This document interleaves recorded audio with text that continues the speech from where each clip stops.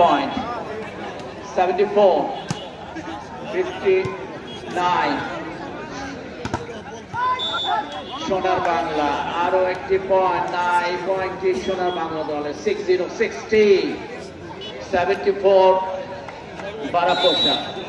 14 পয়েন্টে কিন্তু অগ্রগামী তারা, শুরু থেকেই কিন্তু অগ্রগামী তারা, এখন অনেক অনেক পয়েন্টে অগ্রগামী, 14টি পয়েন্টে অগ্রগামী। দেখা যাচ্ছে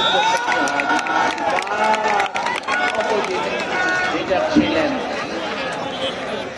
ব্লক রচনা করতে সমর্থ হয়েছিলেন সেখানে পাভেল এবং প্রান্ত।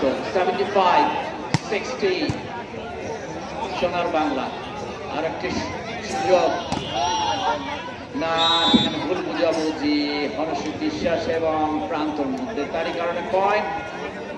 61 সোনার বাংলা। বারাপোষা 75। ও রাজু গেছিলেন সার্ভিসে, রাজু অপোজিট সাইড থেকে সার্ভিসে গেছেন। হরষিত বিশ্বাস কিন্তু সার্ভিস কন্টিনিউ করে আসছেন ফ্রম দ্য ভেরি বিগিনিং। দেখা যায় বহু চমৎকার স্ট্রাইক করেছেন রাজু।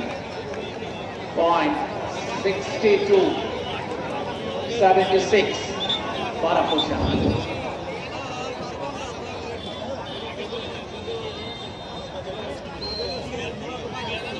সেই 14 পয়েন্টে কিন্তু অগ্রগামী এখন তারা বারাপোষা নাগরপুর দল। এবারে অনেক উপর থেকে কিন্তু বলের বাইরে পাবেন, তার হাতে ঠিক মতো বলটি আসেনি, তারই কারণে বল না, পয়েন্ট ইনসাইডে ছিল।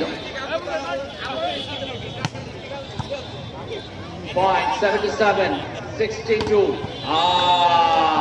আর একটি পয়েন্ট সোনার বাংলা দলের। আক্রমণ বারাপোষা নাগরপুর দলের বাইরে সোনার বাংলা দল, যাদের সঙ্গে পয়েন্ট 64-77 বারাপোষা কোর্টের বাইরে সার্ভিস করতে। Point 78-64 চমৎকার স্পাইক, কভারিং করেছেন সেখানে আবারও কিন্তু আক্রমণ বারাপোষা দলে। দেখা যাক কি করেন। পাভেল আক্রমণ করেছেন, আক্রমণ এবারে রাজু সিঙ্গেল ফুটে কিন্তু জাম্প করেছিলেন, সিঙ্গেল ফুটে জাম্প করে এই বারাপোষা আক্রমণ। পাভেল এবং রাজু ইতিমধ্যে কিন্তু দর্শকদের দৃষ্টি কাটতে সমর্থ হয়েছেন। আরো একটি পয়েন্ট 79-65 সার্ভিস করছেন ইসমাইল হোসেন। না, পরিবর্তন হলেন খেলোয়াড়ের, কোর্টে আসলেন রাতুল, উদীয়মান তরুণ খেলোয়াড়, বিকেএসপির খেলোয়াড় রাতুল।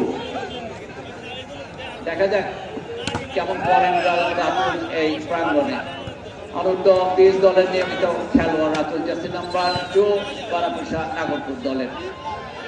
দেখা যাক কি হলো। এবারে সেই রাতুল কিন্তু ব্লক সেখানে মাসুদ মিলনে। Point 66-79 বারাপোষা। 66 সোনার বাংলা।